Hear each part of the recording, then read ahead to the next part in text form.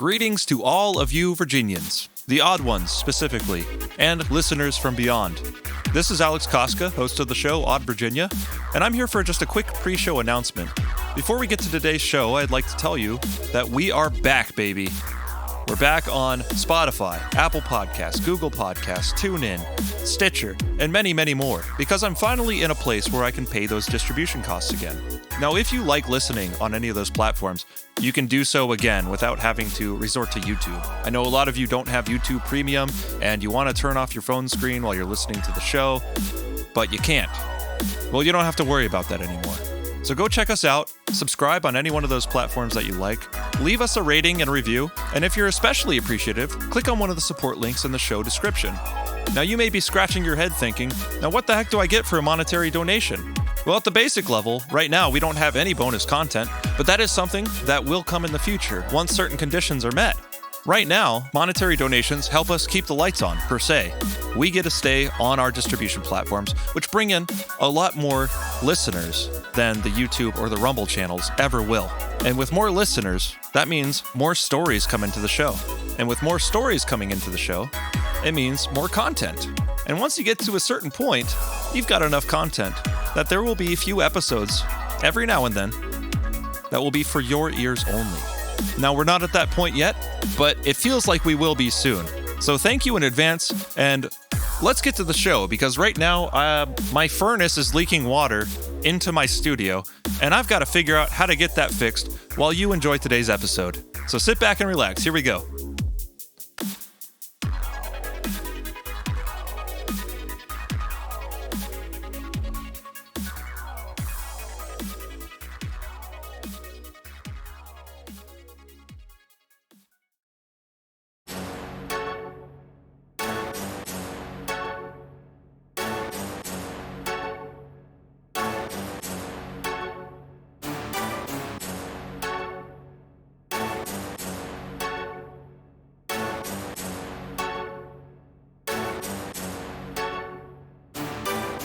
I was downstairs in our kitchen, and I saw this gray mist hovering in the corner of the ceiling in our kitchen. And I was like, nope, I'm not messing with this.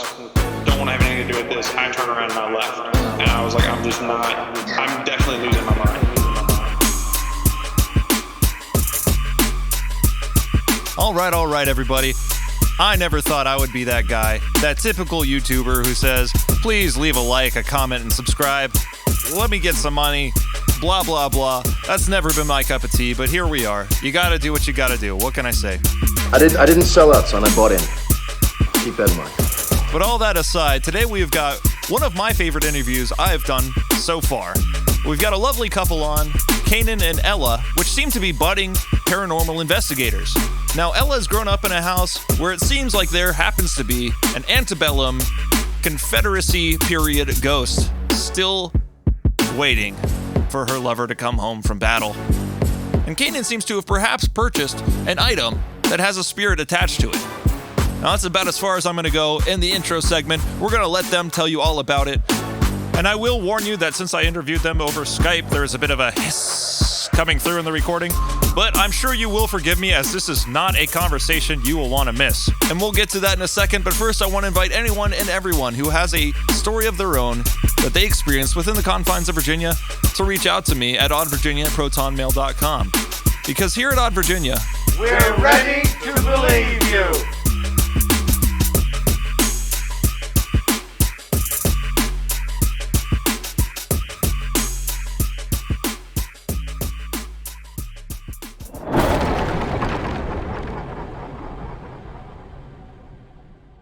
all right, so today on the show, I've got not one, but two guests with me once again, and I'm going to go ahead and let them introduce themselves for you because I've just met them.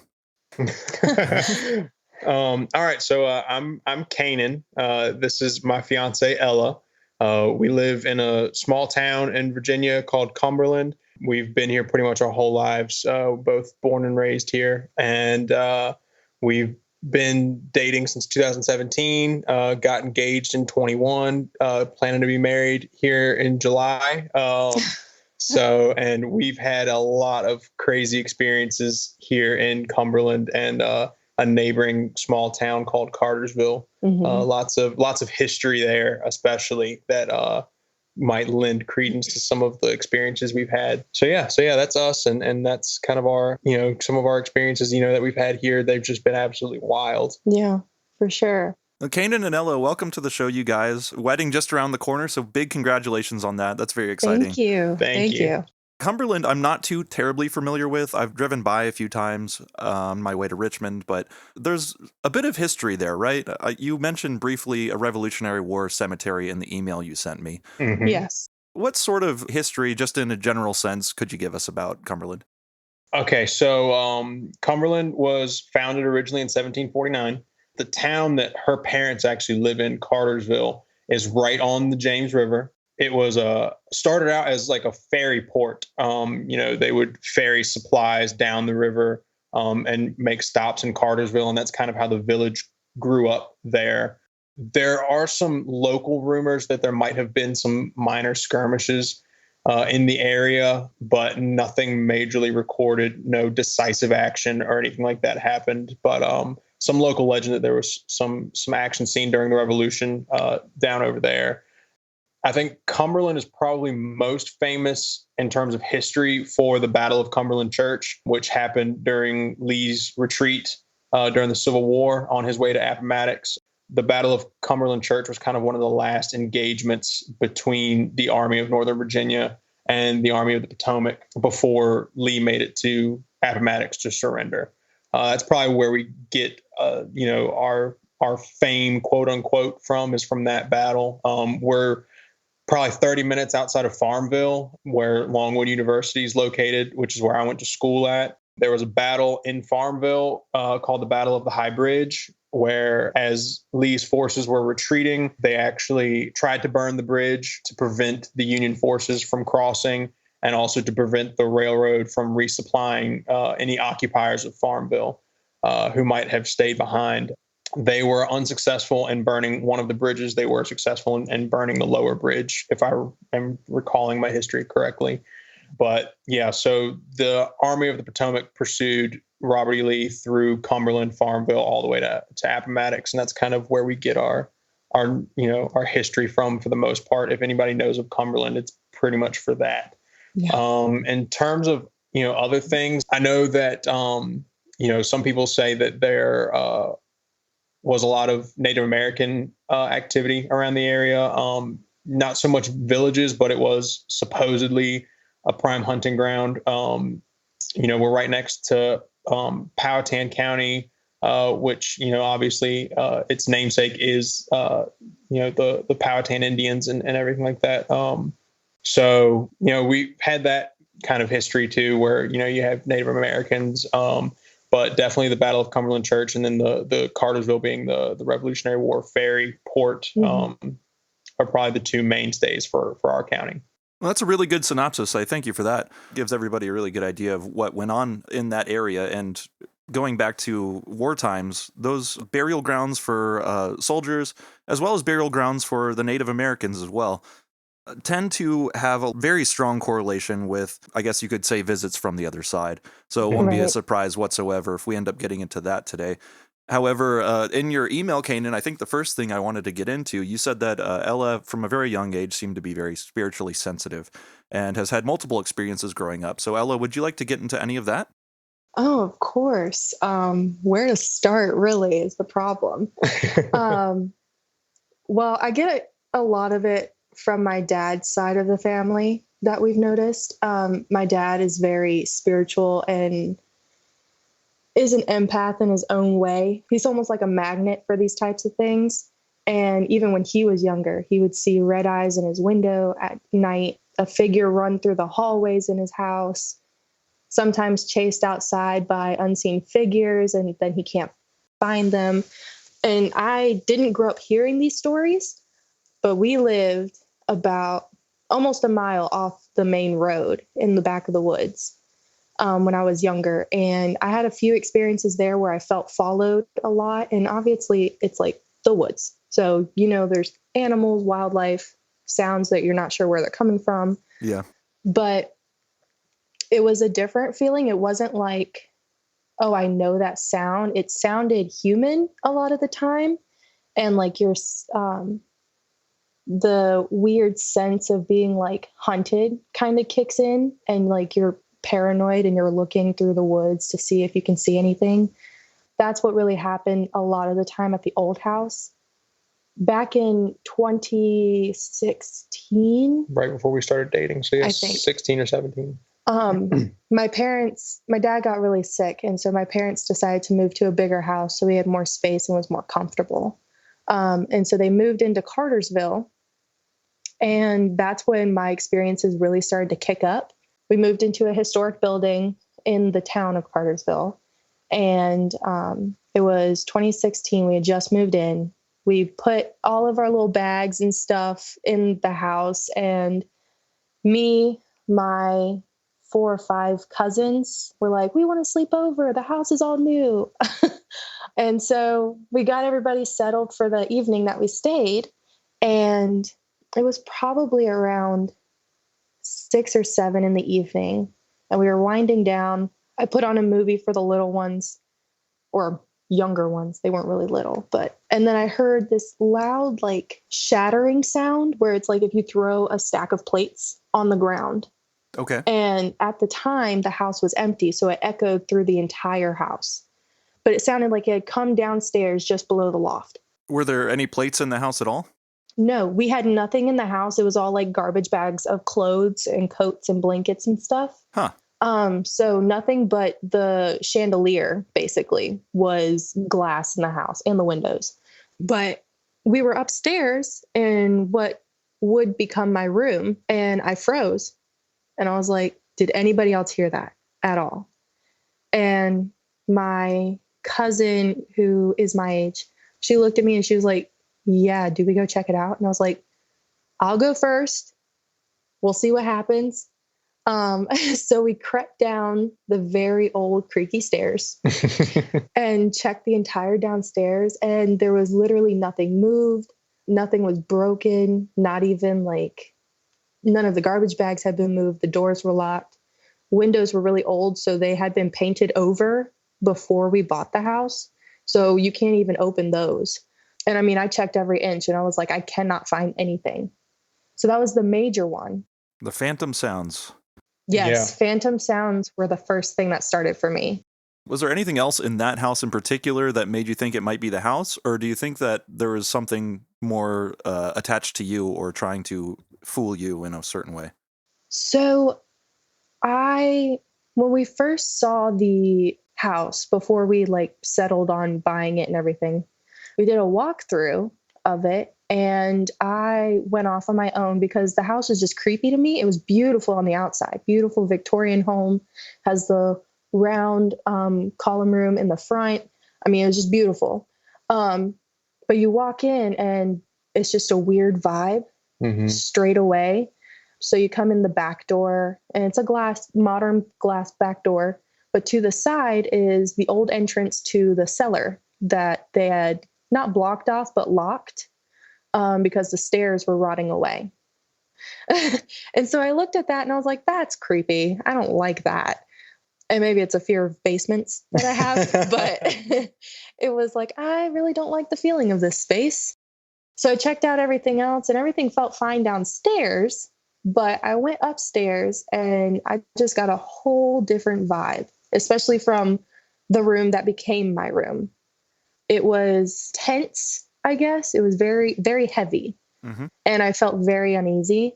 So I was like, I don't know if I really like this house. I'm going to have to get used to it, obviously, but I don't know if I really like it. And so after the glass shattering sound, the next morning that we were staying there, I heard a doorbell sound, and our house has storm doors and then the original old wooden doors, and they can be locked from the inside only, and you can't really reach in between the storm doors. So I heard the doorbell sound and I was confused once again. I was like, what the heck is that? Search everywhere, can't find anything. I'm in the house by myself. And I'm like, there's no doorbell. Yeah, there's no doorbell. It doesn't work. I don't know what's going on. Right on. Right. And the original doorbell had been painted over. So it's not like we could have used it. And I even jiggled it and everything, and it didn't make any sort of noise. And so we had an open house party where the family got to see the house after we got mostly settled. I was upstairs getting dressed, and my mom was downstairs, and she was messing with the doorbell on the old wooden doors. And it was a screw loose in the middle that held it tightly together from the other side. And so she screwed it back in and then rang it. And it made the exact sound I heard the night before, the morning before. Wow. And I came running down the stairs. I've never run so fast in my life. And I came running down those slippery steps, and I screamed out, "Did anybody else hear that? Is it just me? Am I going crazy?" And my mom turns around and starts laughing. And I'm like, "Why are you laughing?" She goes, "I just fixed the doorbell." And I was like, do you not understand how crazy this is right now? I heard that, and that was broken. How is that possible? That is nutty. Yeah. Right. And she was like, "I have no idea. I just fixed it." And I was like, okay, that's great. Yeah. Good for you.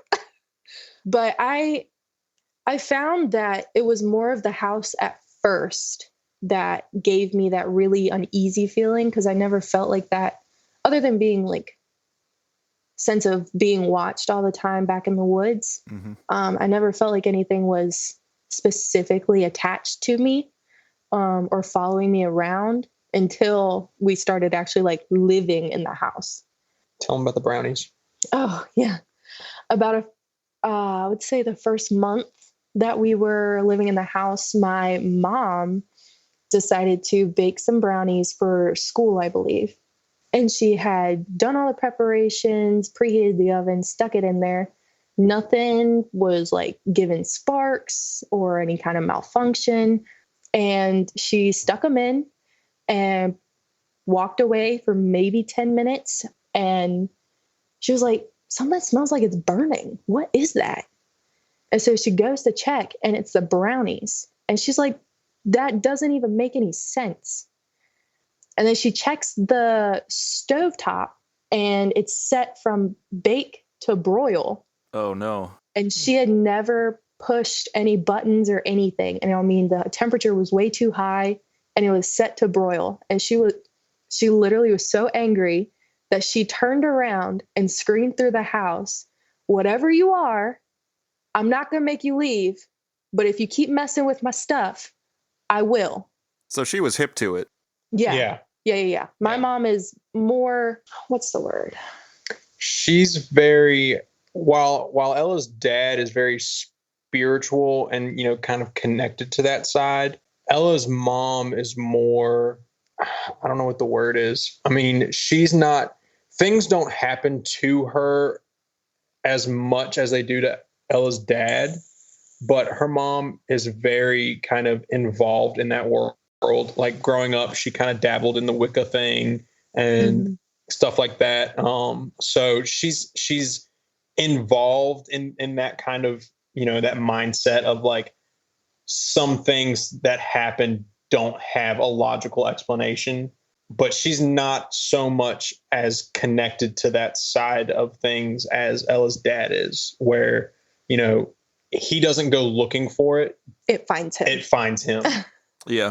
If that makes sense. Yeah. He puts off some sort of vibe that just attracts that sort of thing more. Yes, exactly. And I've found that my antenna, my aura, whatever you would like to call it, is at a very high vibration, frequency, something. They just flock to me. Yeah. Which I didn't find this out until we'd been dating for like a year. So you can imagine how I felt, getting into it. And I'm like, oh, great. What did I get myself into? Surprise. Right. Yeah, right. I've had a lot of experiences in this house. One that gives me like anxiety the most. We had just started dating, me and Kanan. And I was on my phone doing something, watching YouTube probably. And then I started hearing like what sounded like fireworks, but they were too quiet to be fireworks. And so I started recording, and then I realized it sounded like cannon fire. Yeah. So at that point, she was hearing these noises and she called me and was like, "Can you hear this?" And I could hear it through the phone. And she was like, "I think it's fireworks."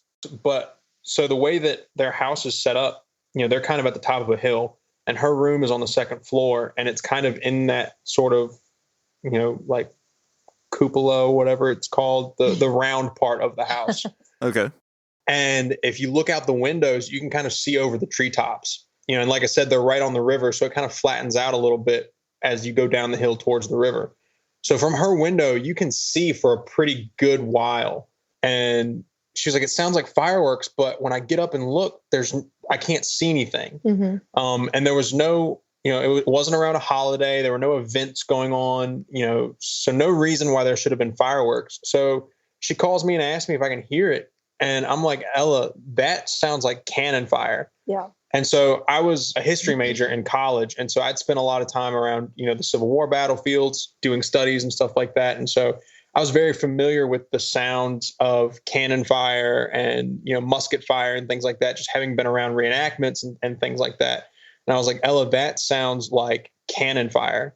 And it wasn't like just a couple of times. I mean, it went on for a time span of maybe 10 minutes. I mean, It was constant. And I couldn't see or find any source for the sound. And I know that sound carries, especially on water and everything, but there were no lights. There were no flashes, no headlights to suggest that a party was going on. I mean, there was literally nothing that I could see. And I've been around guns all my life, shooting ranges, I mean, all sorts of stuff. And it did not sound like any firearm that I have ever heard in my life. And I was like, the only thing that I can think of that would sound so deafening would be cannon fire. And I mean, I used to have a video of it, but I don't know where it is. This was at night? Yes. Mm-hmm. Yep. If people were shooting up mortars, then you would have been able to see those explosions. Exactly. And it was really late. So like no one was out. I mean, lights all throughout the village were off. Just the street lights were on. It was probably like 11 at night. Yeah. Well, and that's the other thing is, she lives in a village. I mean, it is, very reminiscent of, like the old timey, antebellum era villages where the houses are very close together. So no one's going off and popping off rounds in the neighborhood. Houses are way too close to be able to do that. I mean, it to me sounded exactly like cannon fire. I was like, that is way too loud because you could hear, the blast and then you could hear the report of the shot. So it was like boom, pow, boom, pow. And it sounded like a regimented barrage, of like someone was conducting a siege is what it sounded like to me. Oh, man. Yeah, but we couldn't find any history about a battle being specifically fought in or around Cartersville itself. It was just used as trade or a hospital. I live next to an old hospital. The church now is, the church that is there now used to be a hospital. Yeah. In Civil War time, like a war hospital? Yes. Mm-hmm. Yeah, during the Civil War. And have you ever done any sort of digging on the previous owners of the house that you're living in there? Yes. That's actually kind of one of the craziest things that has ever happened to us is doing research on the house and finding these crazy connections. So at one point, Ella's parents, they're very religious. And so, they have this kind of dichotomy between, we know we're connected to the spiritual world, but our beliefs don't necessarily allow for it to exist, if that makes sense. So as early in our relationship, they weren't very keen on us, quote unquote, investigating in their house or anything like that. That's kind of eased up as these things have started to happen to us more, because now they're very interested to find out what we can find out, because things kind of quieted down for a little bit until Ella kind of moved out of the house. She moved in with me. And then as we would visit, things would kind of pick up more as we would visit. So in saying that, at one point we were over at her house. It was just the two of us. Her parents had gone grocery shopping. So we were at the house by ourselves. And we were like, well, we're here by ourselves. Let's just see what we can come up with. Let's see if, anything happens, if we get any, voices or, anything like that. So Ella's dad is an electrician. And so he uses dowsing rods a lot to find, underground lines or water sources if they're laying a line or things like that. So he's very familiar with the use of dowsing rods for his job. He actually taught me how to use them, which is so funny to me looking back on it, because he was so against like witchcraft and such. And I gave him the backstory on dowsing rods. And I was like, that's what they're used for. And he's like, nah. It's divination. Exactly. We even told him that, another name for these is divination rods. And he's like, nah. I use these at work. I use these at work. That's not what these aren't magic. No, I use them at work. So Ella's using the dowsing rods in the house. And we're getting some answers that are kind of making sense. Of course, they're yes or no questions, but, they're starting to make sense a little bit. And so we find ourselves so we're on the lower level, just beneath her bedroom. So still in that round part of the house. And we call the room downstairs, we call it the round room. And it's kind of acting as a catch-all room in their house right now. And it's got the original plaster on the walls and everything from when the house was first built. And, the paint's kind of chipping off and there's cracks in the wall and holes and things like that, just from the age of the house. Yeah. So we go into the room and I immediately just feel sick. I mean, I just feel horrible. So we're in the room and we're asking questions and everything. I don't know if we were using a voice box at the time. I think we were just using the dowsing rods. Mm-hmm. But we're asking these questions, kind of these probing questions. And it starts to tell us that there's something in the wall, because I think the dowsing rods were pulling you they were pointing towards the wall, if I recall correctly.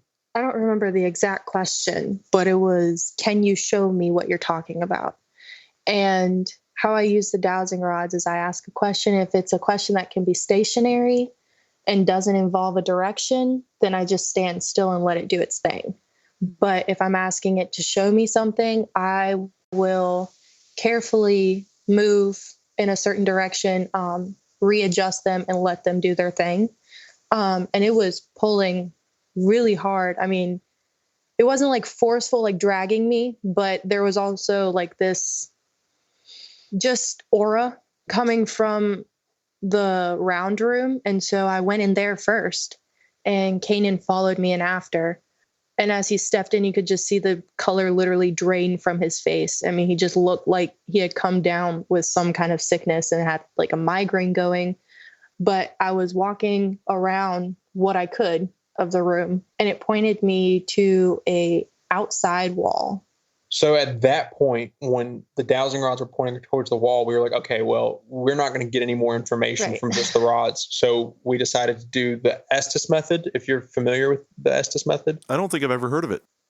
Okay, so what the Estes method is basically you put on noise-canceling headphones and a blindfold, and you connect the headphones to a spirit box or an obelisk or some form of communication, and you pretty much go into sensory deprivation. You sit still, blindfold, noise canceling headphones, and one person is asking questions, and then the other person who's put the blindfold and the headphones on is supposed to call out answers that whatever they hear through the spirit box. Now, of course, you can't hear the person who's asking the questions. A lot of times people will do them in separate rooms, but we were still standing in the same room. I had the noise canceling headphones on and the blindfold on, and Ella was asking whatever questions she was asking.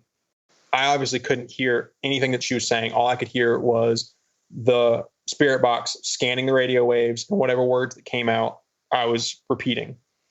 So basically it turns a person into a conduit for spirits to talk through.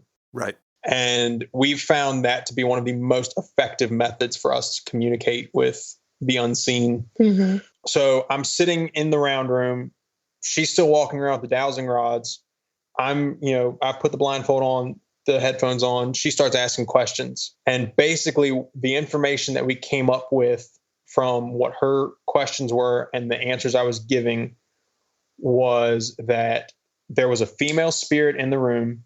She had hidden something inside of the wall that was precious to her. We don't know if that's love letters or if it's some sort of jewelry or something that was precious to her she put inside the wall. Okay.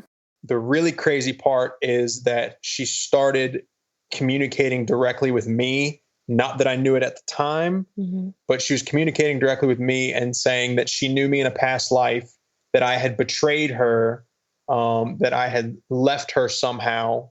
And that was kind of as far as we got that time. That's interesting. How do you think that, or how was she communicating with you directly? So we ended up, once we finished that, I was obviously getting very ill, and I didn't want to leave the room. So Ella pulled me out of the room. We forgot about it. We moved on. And then a couple months later, we go back, having forgotten that this event ever even happened. We hadn't talked about it. Yeah. So we go back, and I get pulled into I say pulled, not physically, but I'm, being drawn to the round room. And Ella gets very nervous about me being drawn into the round room, but I go back in and we start using, like another spirit box type device. And we end up getting a name. We ended up getting a couple female names actually, but we think that some of them might've been other entities that were around or something. One name that we ended up coming up with that meant anything was Alice. So what's really crazy is that the original owners of the house was the Harrison family. We ended up finding out that one of the men, his name was he Benjamin Harrison or Carter Harrison? I would like to say Carter. Okay. But I might be wrong. So Carter, I think you're right. I think it was Carter Harrison. They were brothers, and they both enlisted in a regiment in Cumberland. It was the 18th Regiment, I want to say, and they were part of the company that was formed in Cumberland called the Black Eagle Rifles. Carter Harrison was the captain of the company originally. Well, he was killed in a skirmish right before the first Battle of Bull Run. So there had been no real engagement in the Civil War yet. He was killed right before the first real engagement of the Civil War. His wife's name was Alice Burwell Harrison. Oh. Yeah. So what we think, just from the communication that we had, is that Alice has somehow found her way trapped in the house somehow.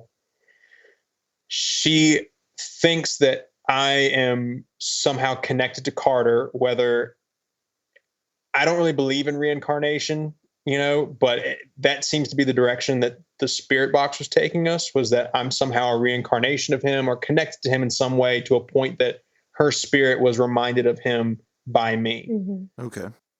So, and remember, we didn't find any of this stuff out until many, many, many months after the first time that we communicated with her. So then all of a sudden, all of these things, about you betrayed me, you left me, all of these things, they start to make sense about, her husband was killed at war. He never came home. So it's very understandable that a widow would feel this way about, that she was betrayed and she was abandoned and she was left because her husband was killed in action. Absolutely. So that's what we think. I've got a question about this. I don't really give too much credence to the idea of reincarnation either. Honestly, I can't say that I know one way or the other what is real because I can't physically interact with the spiritual realm quite like a spirit can. But a lot of people say that birthmarks that people are born with have some connection to them in a past life. Do you have any birthmarks, Kanan? None that are very prominent. I've got, some moles in interesting shapes, especially like triangles. Like I have triangles all over my body, if that makes sense. Like I'll have that makes zero sense. That's pretty weird. Yeah, like freckles. I have like freckles on my body that are in the shapes of triangles. Like there'll be one at one point and then one at another and one at another. And if you connect them, they make triangles. but I've always just chalked that up to just some very Weird. odd genetic, mistake or something. Right. But in terms of like very identifiable birthmarks, not really. I actually have quite a few Ella does. are different. They're mostly on my dominant hand, but I do have a couple. I have one on my forearm closer to my wrist, and it's just like almost a fingertip, kind of like a fingerprint. Some people would call that a devil's mark. Great. And then I have kind of like a lighter one. It's very hard to see unless I'm super tan, and I'm not very super tan. But it kind of is like a band that goes across the opposite arm towards my elbow. And I have one on my chest, on my sternum. Yeah. But I don't really know if that means anything. No, maybe not. I don't know. I've got a perfect circle right above my left knee. And when I first heard that theory, I was like, maybe I got shot right there in a past life. But I don't honestly know if this is my first or my last life or whatever. Mm-hmm. Just speculation, but it's fun to think about. Yeah, for sure. For sure. That's a nice little aside. Sorry for interrupting the story there and kind of taking it in a sideways direction. No, definitely. I mean, I it helps keep me on track when you ask questions. So feel free to interrupt at any time. Sure. But yeah, no, I mean, not that I know of. I mean, we looked up pictures of Carter Harrison, and I mean, we kind of look similar, I guess. Similar as in he's got a mustache and a beard like everybody else in the Civil War. Yeah. So I'm not Is it really a sure. curled mustache? Not anymore. He shaved it off recently. But he did have more facial hair when we first did the investigation. Yeah. And because I was asking the questions, I could tell that she was thinking that he was supposed to be hers. And I noticed that she was very negative towards me. And I find that anytime I use the spirit box or whatever device we're using, it's always negative towards me. I mean, am I allowed to curse on your podcast? I try to keep it to a minimum. Okay. So they call me the B word a lot. And I'm not really sure why. They also call me quite a few other things. And I have never done anything negative to any presence other than tell them, don't destroy my stuff or I will cast you out. Yeah. And usually after I say that, it stops. They chill out.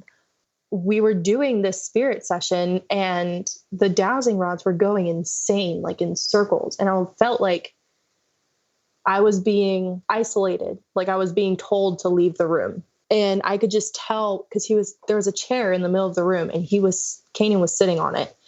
And I could just tell by the look of his skin, and I can kind of see auras if I really focus on it in the moment.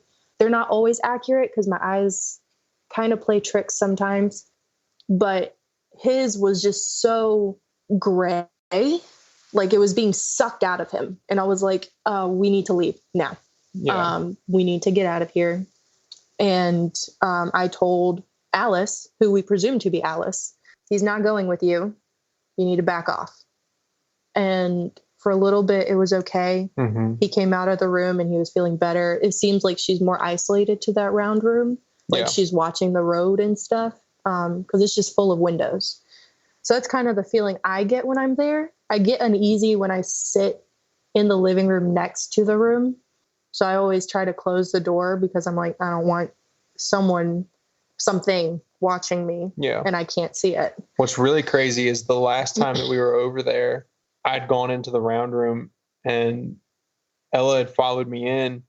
And then she was kind of like, look, you don't need to be in here. Every time you come in here, you get sick. You don't need to be in here. So she started to walk out first and I was following her. And it felt like someone had looped their fingers through my belt loop and pulled me back in. Wow. Yeah. And I didn't tell her about it that while we were there, but on the way home, I told her about it. I was like, it felt like, and then I had this feeling inside of me, like hands kind of closing around my spine, I guess, just like hands closing around me on the inside, kind of just holding me in place as I was following Ella out of the room. And so I get very uneasy going in that room. I don't like to be in there. I don't even really like going over to her parents' house that much for that room. You know, like if we go over there, I prefer to stay in the kitchen with her dad, or like be outside. I don't really like going in the living room, because it's right next to that room and they leave the door open to circulate the air. And I'm always finding myself staring in that room. I'm always seeing things move or lights, or I'm always seeing stuff in there, and it just makes me very uneasy. So it's definitely, not a fun place to be.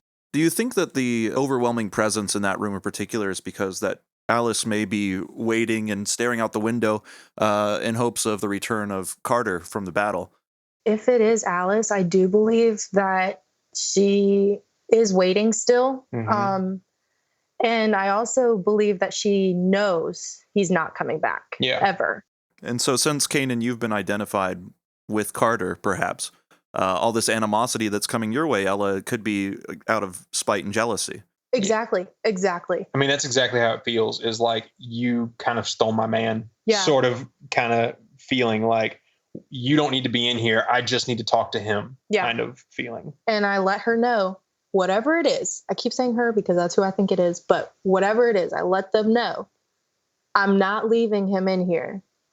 We are side by side and there's nothing you can do about it. Every single time. Because I'm never comfortable, even by myself, going in there because it feels so negative. And the negativity in the round room circulates to my old room because it's right on top. Yeah, right underneath of her old room. And interesting. I have had multiple experiences in there where I've been watched, as in I can see a figure standing in the corner.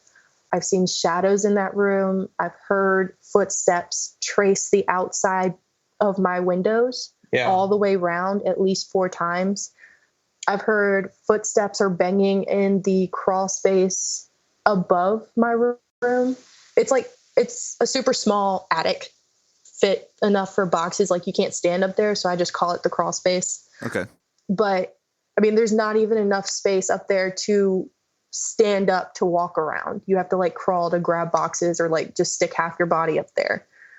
And I mean, there was one evening where I was on the phone. It was the same evening that you heard the cannon fire. Yeah. Okay. So the same night I heard the cannon fire, this was probably an hour later after the cannon fire had stopped.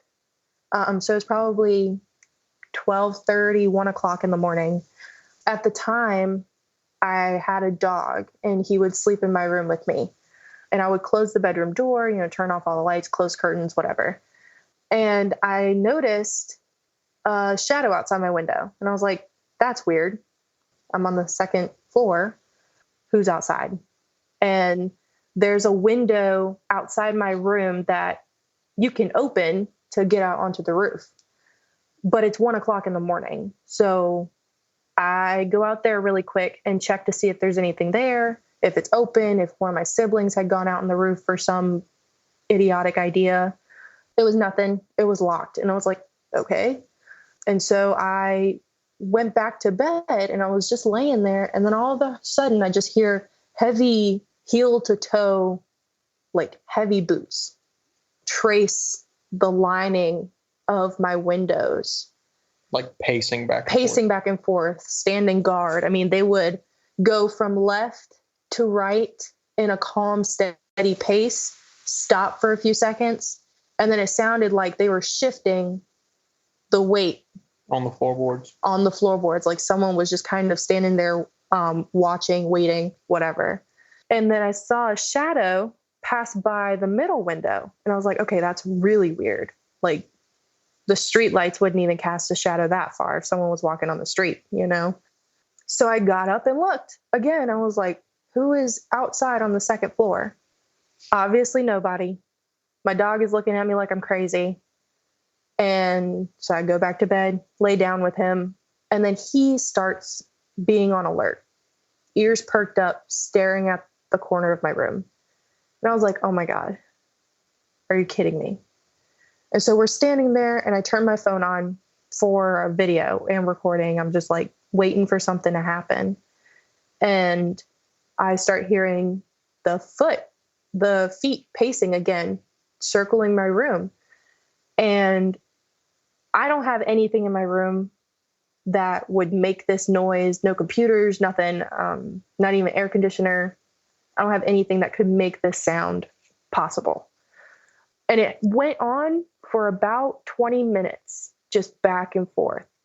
And I got so scared because my dog started growling and following the windows like it was watching someone.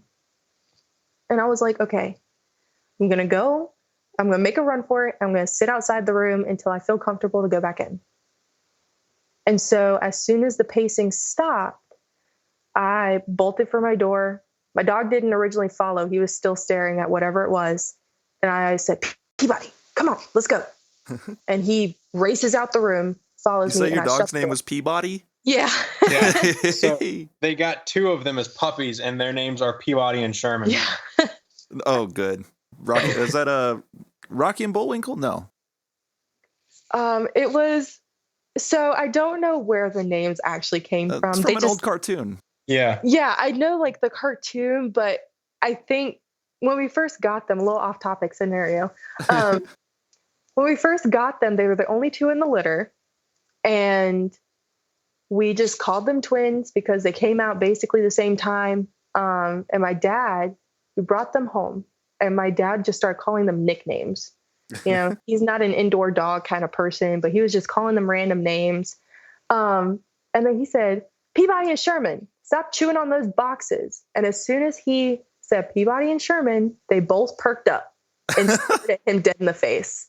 They were like, how'd you know our names? Right, yeah. Exactly. So our dogs ended up choosing their names, which is really funny. Oh, that's great. Yeah. But he raced out the room with me, and he was dead set watching the door to my room. And I was sitting in the rocking chair out in the loft, and I was like, I really can't do this right now. I just need to go to bed. I have school tomorrow. Y'all need to go away. And during this time, I think this is why they were so attracted to me and like wanted to make their presence known to me. During this time, I went through some faith issues. I was raised as a Christian, but I started to fall out of it when I got older, and I started just asking more questions that no one else was asking, and no one else could give me answers. And so I stopped believing in it, like not fully, but I started to lose my faith in what I was taught as a child. Yeah. And that's when a lot of this started happening. I was exploring different religions and researching different religions and just looking at all the history and all of it and the different books and all the knowledge that anybody could have. But that night, I was asking God to just take it away. I was dead set on him helping whoever this thing was and letting them pass on and be in peace so they could leave me alone and I could sleep. I mean, I was praying for maybe half an hour. Everybody needs peace at that point. Yeah, definitely. Yeah, for sure. So I don't know if you can hear it now, but I'm kind of shaky talking about it. I mean, it was a terrifying experience. Yeah. Oh, certainly. Because it was so early or late, I guess, in the evening, early in the morning, no one was awake. And so I couldn't even go to my parents and be like, oh my God, please help. Because everybody was sleeping. Everybody was sleeping like a rock. And no one heard me run out the room, nothing. No one heard Peabody growling. And I was like, I'm right next to y'all. Y'all can't hear me. Mm-hmm. But it was absolutely terrifying. That's one of the main ones that stick out to me. I tell every single time, I'm like, I've been preyed upon. Yeah. Stalked.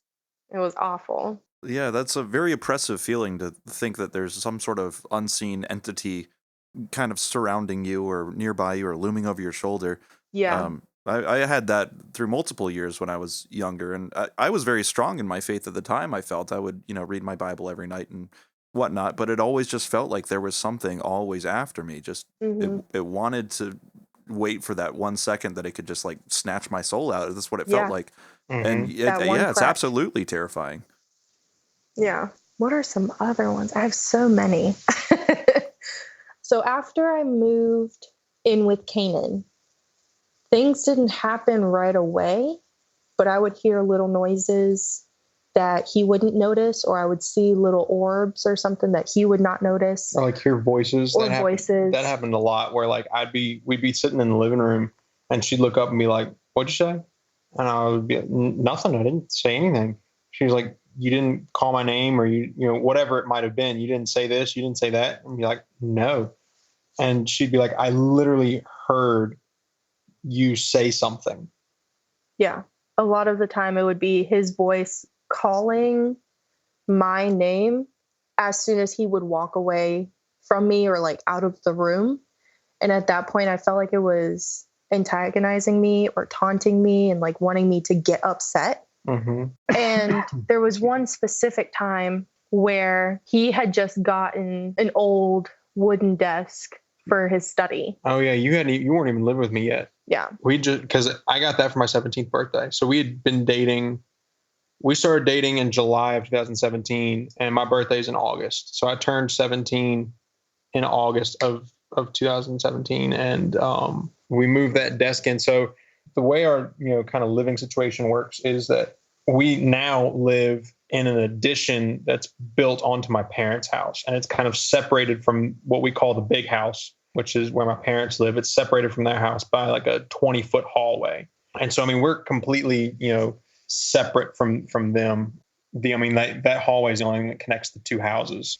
So when I first got this desk, I wasn't living in the addition yet. We built it for my dad's mom, who was suffering with dementia. So she moved in with us so that my mom could take care of her. And she was living here in the addition. That's why we built it, and everything was for her to live in. So I was still living in the big house in my bedroom upstairs when I got the desk. And so we got the desk and we brought it home and we put it in my room upstairs in the big house.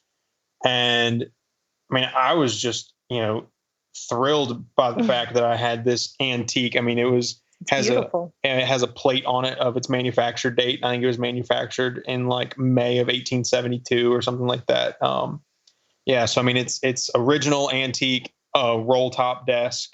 And I would like to add, before we go further, there were no scratches or chips on it. It was pristine. It just looked a little old, but it wasn't like super worn, other than the roller piece when you open up the top, where it's obvious that, it's been opened and it's been used. Right.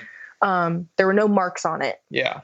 Whoever had owned it before had taken very good care of it. So we get it home, we put it upstairs in my bedroom. And, for the first little bit, there was nothing weird about it. It was just cool to have a desk like that. And then I would say a couple weeks, maybe a month after we got it, Ella was over because she was obviously still living with her parents at the time. And we were downstairs hanging out with my parents, and we were talking about something. And I was like, "Oh, I have something upstairs, that's relative to this conversation," whatever the case was. I ran upstairs. They stayed downstairs. And I found whatever I was looking for, and I sat on my bed.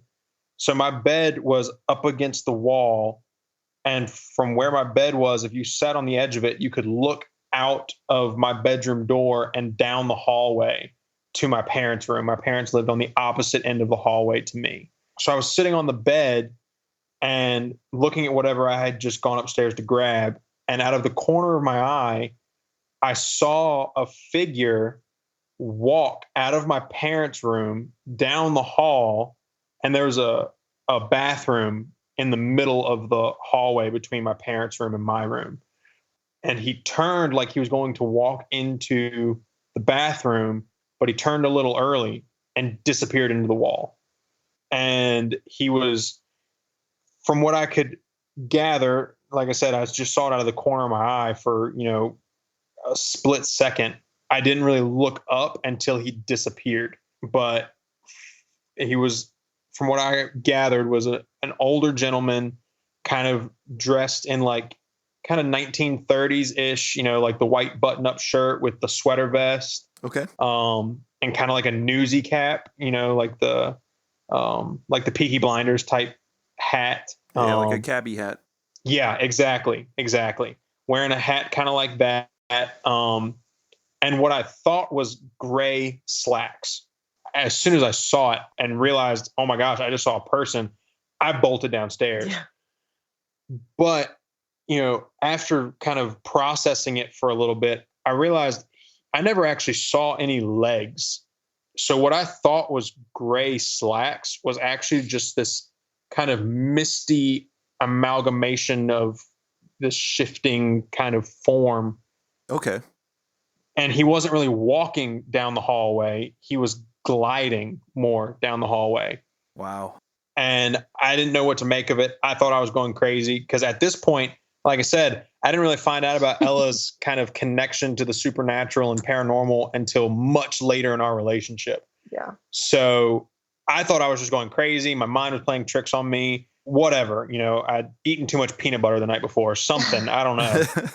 And then a couple days later, I was downstairs in our kitchen and I saw this gray mist that was the same color as what I thought were his legs hovering in the corner of the ceiling in our kitchen.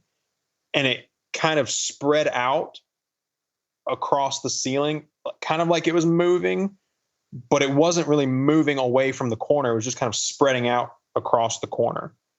And I was like, nope, I'm not messing with this. Don't want to have anything to do with this. I turned around and I left. And I was like, I'm definitely losing my mind. Yeah, you should have put up a don't touch sign before you left the room. Yeah. Seriously. I mean, it was, I really thought I was losing my mind for that, that period of a couple weeks. I could see why. There's been a couple times actually here recently for me that I always just see things out of the corner of my eye and I'm like, it's that can't be there. Like there's nothing there really. Right. But Exactly. It feels like there's every now and then like a shadow passes by my door frame or I see someone like walk into a tree while I'm driving and I'm like, nobody can phase through a tree like that. It's, and it's always out of the corner of the eye. So it's like it's not really there. It's just imagining it. Yes. Yeah. We see that. I see that a lot when I'm driving. I'll have to do double takes. I'm like, did I just see that person standing there? Yeah. And they're not there. And I'm like looking in my mirrors and everything, make sure that they don't need help or I'm actually seeing what I'm seeing and it's just gone. Yeah.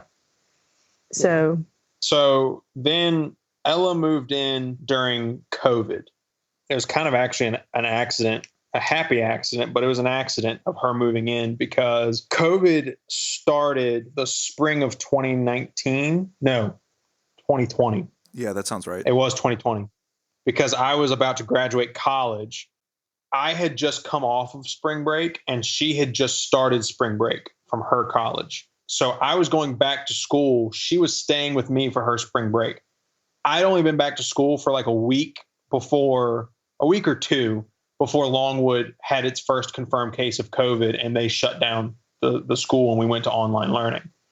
So that's how she ended up moving in with me. Was we kind of got stuck here together during COVID because her parents were like, don't come back home until this thing goes away. Man, what a time to be in college, I gotta say. right. Seriously, it was crazy. I mean, it was crazy for a little bit. Yeah. And, none of us knew that this thing was going to last for 3 years, I mean. Right. It was supposed to be 2 weeks. Yeah. Right. We all thought that the schools would be closed for a couple weeks and we'd all be back to normal. No big deal. We didn't realize it was going to be what it was going to be. So, of course, when her parents told her, don't come home, wait till this thing blows over, then we'll figure it out. Well, of course, it never blew over. So over the course of a couple years, more of her stuff started coming in and then she just never freaking left. I slowly migrated in. Yeah. So in that process of her moving in, my grandmother had gone to an assisted living facility. She'd gotten to the point where my mom couldn't take care of her anymore. She needed professional help. So she moved to an assisted living facility. So when she moved, I moved into the addition. Ella moved in with me. Well, when we moved into the addition, we brought the desk over. And we have a walk-in closet that is the exact same size as our bedroom.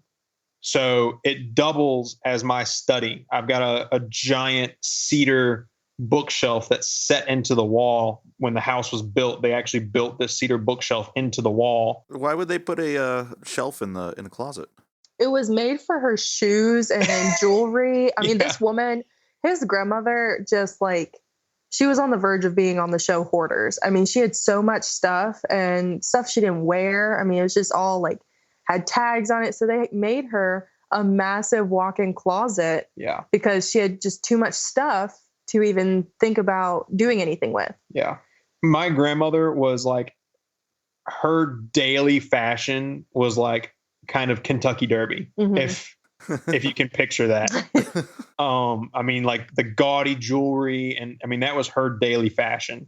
So she had a lot of this kind of stuff. So that's what the shelf was built for, was her collection of shoes, hats, jewelry, all that kind of stuff to store cute. All of that. Yeah. Well, when we moved in and all of her stuff got taken with her to assisted living or put in storage, I was like, I am, you know, a 20-year-old guy. I don't have this amount of clothing or shoes. I think I had a pair of boots. Shoe shopping. Yeah. Right. I had a pair of boots and a pair of tennis shoes. I was like, I don't need an entire shelf to store my shoes. So I turned it into a bookshelf. You know, I put all my college books up there. You know, my focus in college was medieval European history. So I've got dozens and dozens of books spanning the entire 1,000-year period of the Middle Ages all over that bookshelf. So the closet doubles as my study. So we put the desk in there. Well, one of the first nights after we moved the desk in here and Ella was living with me, we were laying in bed and she kind of nudged me and was like, "Do you see that?" And I was asleep when she nudged me. So I'm like groggy. I'm like, what? Well, when I finally kind of come to and I look at where she's pointing, there's a black mass again in the corner of the ceiling, kind of in the same position that the gray mist was in the kitchen in the big house. But this was dark black and it was kind of like inky. Yeah, it was. So we had no lights on and we weren't really afraid of the closet. You know, nothing had happened. So the door was open, like halfway, I would say. And it was the black that is darker than pitch black. Yeah. Almost as if it absorbs whatever little light is available. Exactly. I mean, it was like nothing could pierce it. I mean, it felt heavy. It looked solid. Yeah. But a mist form it. Yeah. I don't know if that makes sense, but it was like dense. It was almost like a squid had inked all over our ceiling is kind of what it reminded me of. Just like squid ink floating in water is what it reminded me of. Yeah. Now, that's one thing to see that during like a sleep paralysis episode, but while you're awake, that's a whole nother level of absolutely freaky. Yeah. And I mean, I watched it form in the corner because I followed it. So it didn't come from the closet, which surprised me in the long run, but it came up from the floor as far as I could tell and worked its way up from the bottom corner of the wall all the way to the top. And it was small. So I ignored it because I thought it was a spider at first, or like my eyes just playing tricks, whatever. And then it started to grow and it started to spread out. And I was like, I don't like that. Am I going crazy? Yeah. And so I nudged him and I woke him up and I was like, please tell me you see this. Yeah. And I did. And I told her, I was like, that looks exactly like what I saw in the kitchen, except what I saw in the kitchen, what I saw in the kitchen was like fog or like a storm cloud or something, you know, kind of see-through, kind of wispy. This was not that. It moved in the same way, but it was not that. It was solid black. You know, I've noticed, you know, like you watch TV shows or movies or whatever, and people see these things and they react very, you know, bombastically, just like dramatic. Yeah, jump up, scream, run out of the room. We never have those kinds of reactions. We're just kind of like, oh, that's creepy. There you are. And then we just what do I do with this? Yeah. Yeah. I mean, because I guess the way we look at it is like, especially when we're in our homes, this is our space, you know, and especially now that we've gotten older, you know, we're very secure in our faith now. So like we are never afraid of these kinds of things. We're always just kind of like, okay, well, there it is. Let's just wait till it goes away. Right. You know, we don't really react in a way of like we're not afraid to be in our house, if that makes sense. Yeah. We do have one spirit that is dormant at the moment, but he kind of hangs out. His name is Michael.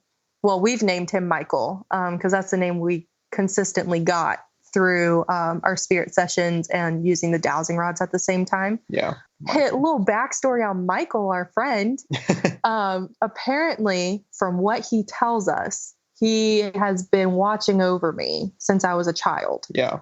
I don't know if I completely believe that, but he took a liking to my childhood stuffed bear and would not leave it. And the dowsing rods, every time I asked, "Where are you, Michael?" it would point to my bear, no matter where it was. Wow. Yeah. And so I got Michael a little Archangel statue so he could live in it. I don't know if he liked that too much. I haven't seen him around. Yeah. I think he felt like I was kicking him out of his house. Kicking him out. I didn't want him to feel like that because he's not negative or anything. Yeah. He's a comforting feeling. Yeah. So, but what's crazy is, we didn't start talking to Michael until, well, let me get back to the desk because this kind of connects to Michael. Sorry. So we see this, big black inky mass, and we, we're like, okay, whatever, not gonna pay any attention to this. Yeah, Let's just go back to bed. So we go back to sleep, and the next day we tell Ella's mom about it, and Ella's mom is like, you need to pray over that desk. Mm-hmm. You need to, cleanse it, do whatever you need to do, because if the mass that you're seeing is getting darker, that's not a good sign. Yeah. So that's when we started doing our spirit box session that night to see if we could find out anything about the desk and who was connected to it, whatever. That was when we got the name Michael, was in that session asking about the desk. So we were like, okay, Michael, well, we're seeing you in this fashion that's not comforting to us. So I went over to the desk and I closed the roll top. I put my hand on it. I prayed over it. And I told Michael, I said, look, I promise I will take care of your desk. If you're attached to it for whatever reason, you can trust it's in good hands. You can move on. Well, I had a tobacco pipe sitting inside the desk. And I know for a fact that when I closed the desk, the stem was facing out and the bowl was facing towards the drawers. Well, after I prayed over the desk, I felt it kind of not shake really, but vibrate or move. And I don't know if it was the desk or if it was me or if I just made it up in my head. I don't really know.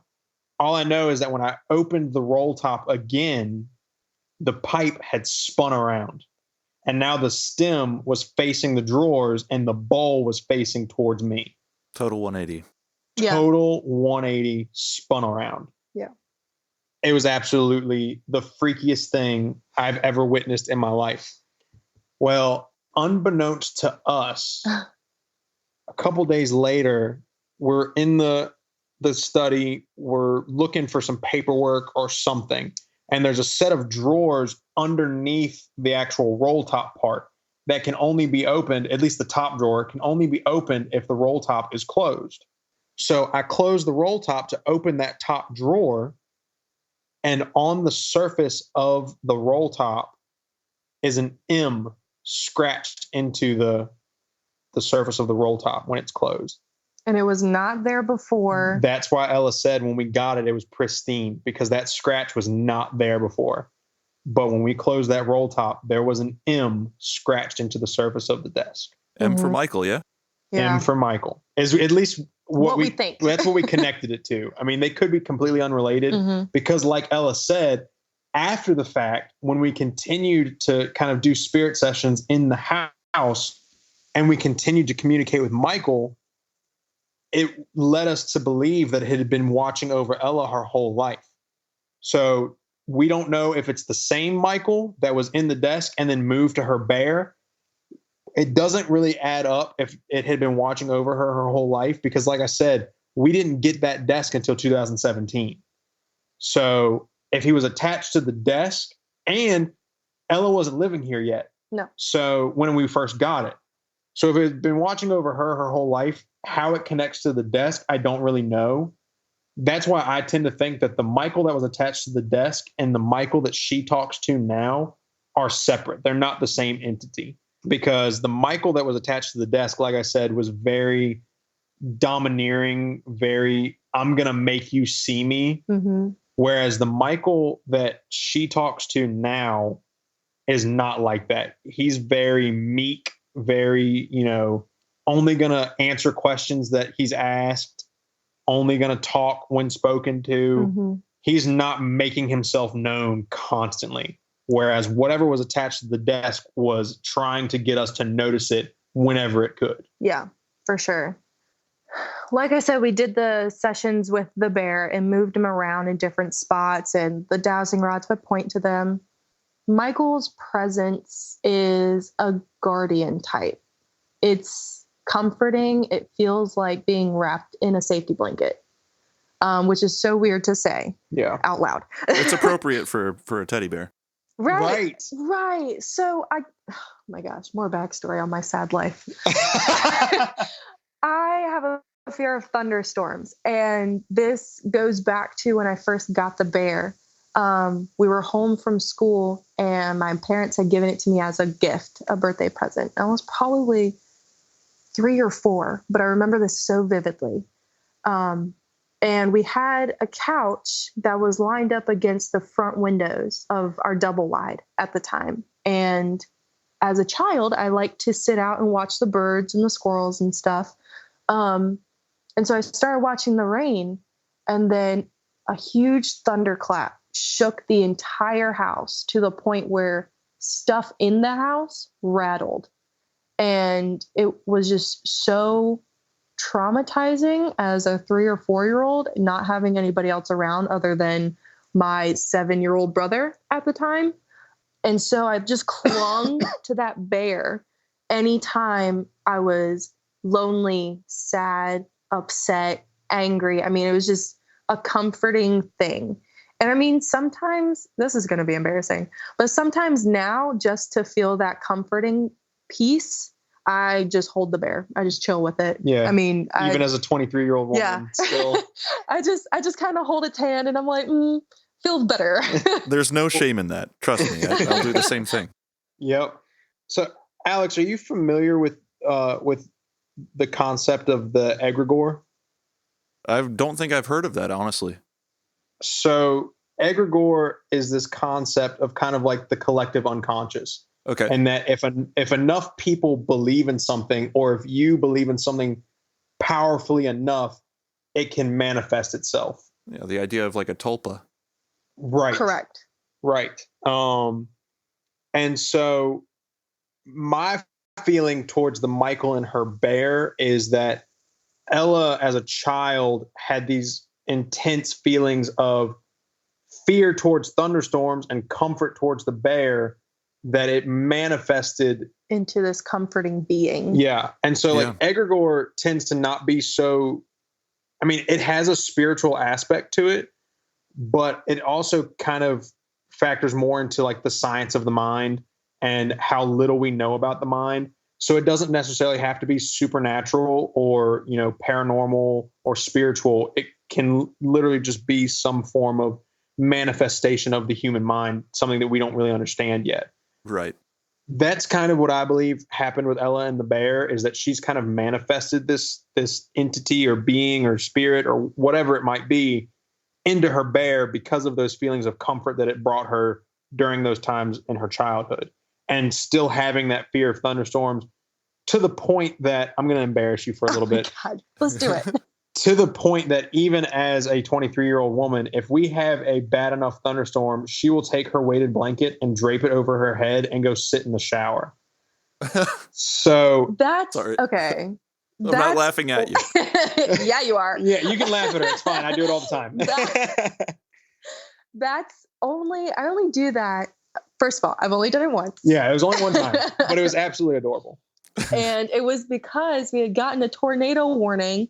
And originally I wasn't terrified. It was heavy rain, fat water drops. I mean, It was crazy, but it was to the point where we couldn't even see the trees on the other side of the road, and we're not that far from the road. Yeah. And it was just whipping trees around. And so I got nervous, but I wasn't scared yet because I hadn't heard anything.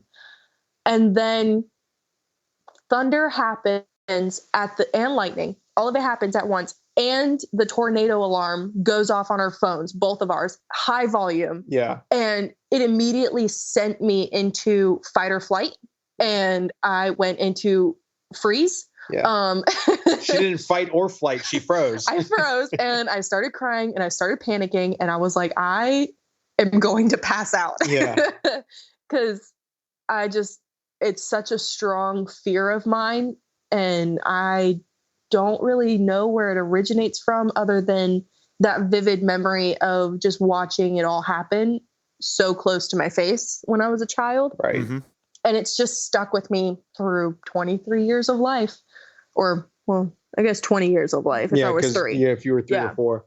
But just all that to say that those memories were so traumatic for her that they still affect her today. And I think that's part of why this Michael entity exists. I don't necessarily think that it was ever a human spirit that has attached itself to her bear. Mm-hmm. I think that she's kind of manifested the spirit on her own, kind of through that concept of egregore.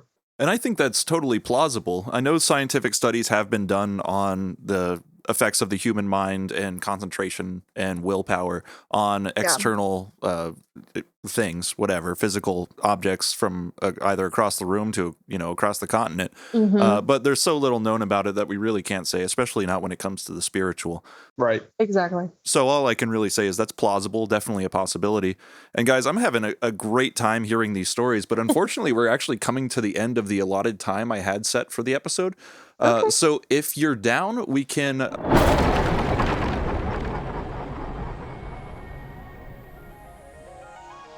Bummer. Didn't quite make it to the end of the set recording time there, and I ended up getting cut off.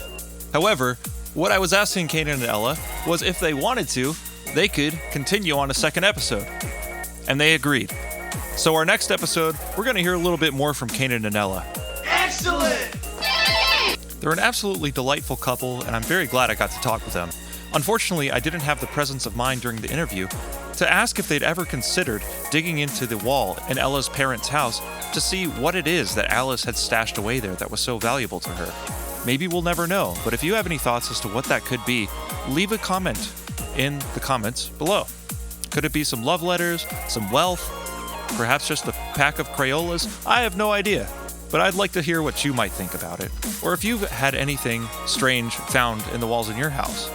So that's it for now, and until next time, stay odd, everyone.